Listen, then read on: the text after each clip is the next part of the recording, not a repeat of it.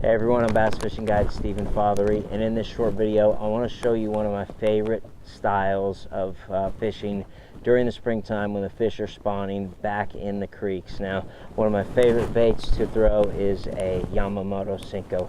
Most of the time I like to fish this weightless, and I like to use a technique that not many other people use, which is dead sticking this bait. I'll cast this lure out and dead stick this bait in spawning areas and around spawning areas, and wait for sometimes up to 4 or 5 minutes before I actually will have a fish pick that bait up off the bottom and take off with it. Now, I like to fish either a 4-inch or a 5-inch Yamamoto Senko. I'll stick with either black and blue or green pumpkin or June bug colors whenever I have dirty water. In clear water, I like to stick with more natural colors like watermelon red, green pumpkin, things like that. I match my hook up by using a 3/0 hook for the 4-inch Senkos and a 4/0 Trocar HD worm hook for the 5-inch sized Senkos. I almost always use a spinning rod whenever I'm throwing a Senko because it allows me to make long casts whenever there's windy days, and it allows me to easily skip that bait underneath docks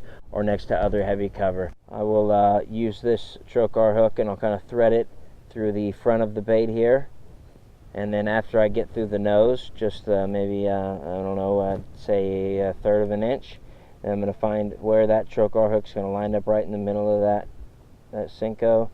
And I'm going to place it right inside there and keep that hook point buried inside that Senko. You will hook these fish. You want to hook them with the spinning rod by getting the slack out of your line when you know you have a fish, and then as you lift your rod, use the reel to set the hook, and that's going to give you a good hook set. It's not going to break your line. I like to use 12-pound Berkeley nanofill line. It's bright, I can see it very well, it's very strong line. I will match that normally with a 16-pound Segoy fluorocarbon line.